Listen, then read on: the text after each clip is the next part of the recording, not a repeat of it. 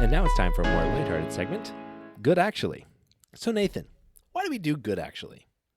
Well, Michael, we do good actually because the world sucks. Yeah. Boo. Boo world. Screw the world. But sometimes, if you look really closely, you might see that there's behind that big pile of shit that is the dumbest timeline that we all currently live in. Sure. There's actually something kind of nice behind it. A littler, cuter pile of shit. Exactly. So then you wipe that up and maybe you find a little shiny penny and you're like, hey, I found a penny. Yeah. That's good luck. And it's a heads up penny. And then you look around and you realize, hey, there's actually like pennies all over the place. There's pennies all over the ground. What is all you this? have to do is clean up all the shit. Sift through the shit and just pick up those pennies. And you realize that good actually is all around us. Worst prospecting ever.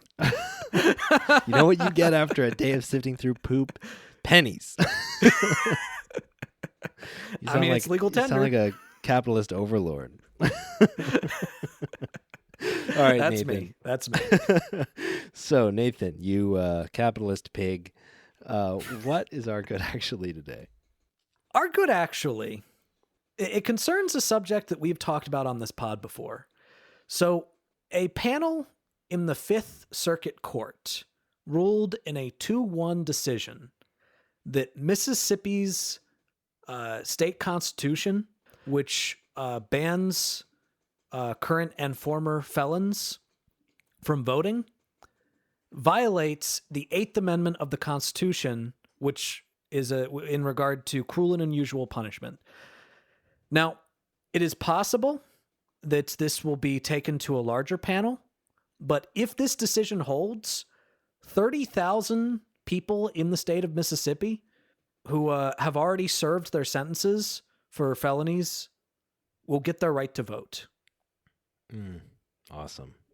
And that is just wonderful. One of the things that's kind of crazy that I don't think is talked about nearly enough is that the clause that takes away people's right to vote goes back to 1890.